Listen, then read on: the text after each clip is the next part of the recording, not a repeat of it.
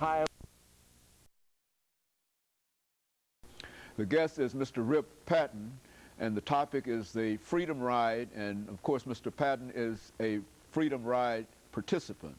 As a Freedom Rider, Mr. Patton, let's give our audience some idea in terms of what you were trying to achieve and the obstacles that segregation had already dealt in reference to what you wanted to do. Okay, as you know, in that time, everything was separate.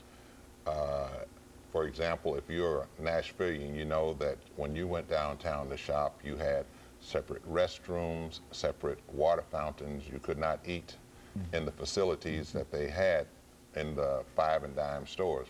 Well, they had the same thing in the bus terminals, Trailway and Greyhound.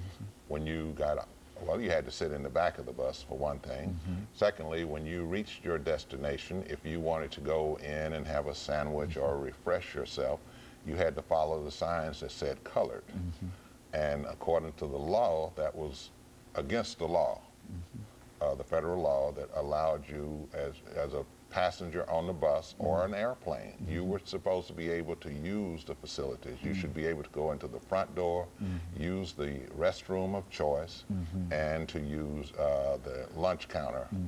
But that's what CORE was testing, to make sure that these walls had fallen down. And so there were people who resisted this. First, I must tell you that they didn't just get on a bus or 2 buses and ride. This was one of those things that we found out in Nashville, was that the FBI had to know at all times what was going on. You had to call the FBI and let them know that you were moving from point A to point B and give names and how many people for your protection. Now, the thing that you must realize too is that all FBI are not the same.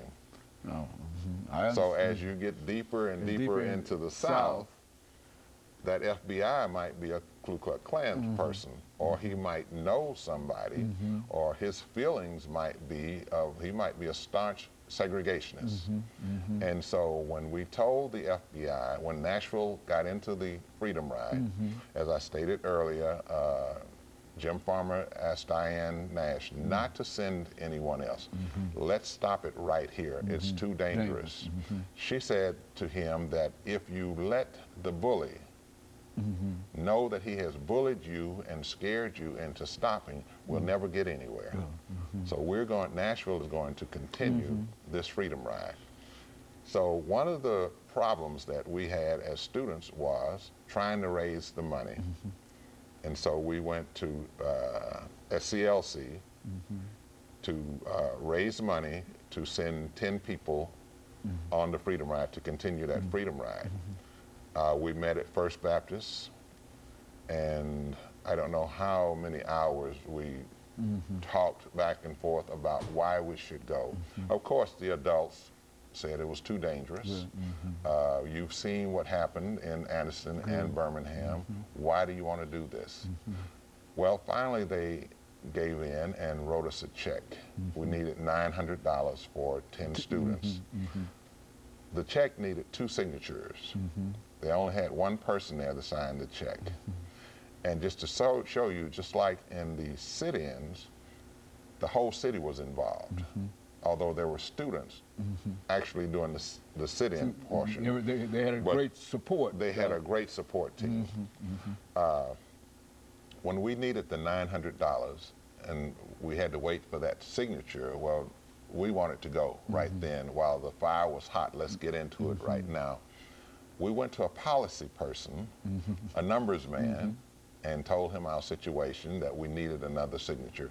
He cashed a check for us. He said, I'll get the other signature. You do what you have to do. And so on that Tuesday, we sent, the 16th, we sent our first 10 people on the Freedom Ride. And they from Nashville to Birmingham.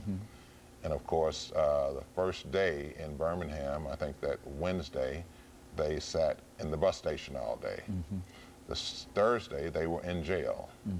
In Birmingham? In Birmingham. They were arrested and put in jail. Thursday night, they were brought back, late Thursday night, they were brought back to the Alabama-Tennessee state line. They thought thought that they were going to be brought all the way home. But the chief of police put them out right on there the state line. on the state line, Ardmore. And they found a house. But before they got out of the car, Catherine Burke told the chief of police, she said she had to say something, and she was thinking about Gary Cooper. And we'll see you at high noon. We'll see you. We'll be back in Birmingham at high noon.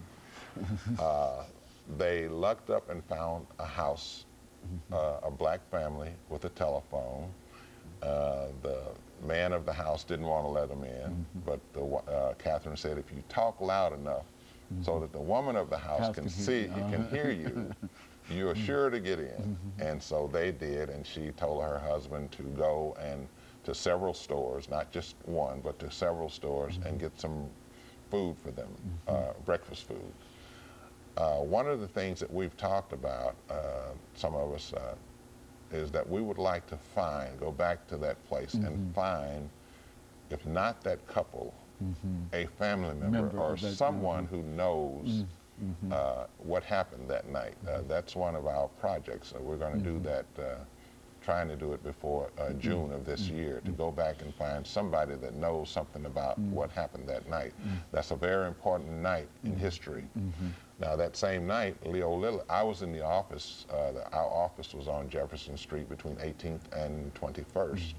Leo Lillard and I were in the office. We got the call from Bill Harbor where they were, and of course we didn't have interstates. So he borrowed a station wagon, and we just found out last week that it was a station wagon, and whose station wagon it was. Just to show you that he didn't remember, because you are wrapped up. This is a spiritual thing. First of all, you have to know that this is a spirit. This whole movement is a spiritual thing. And he was so wrapped up in what he was doing that he forgot whose car he had to borrow. And it was just last week that we found out he was in a state. All this time he thought he was in a car. He had borrowed a station wagon and went down and picked them up.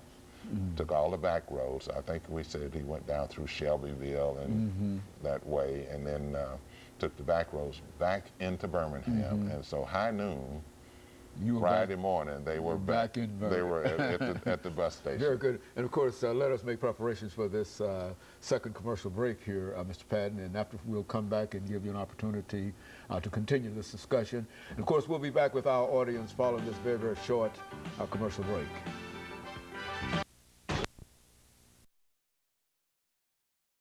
The guest is Mr.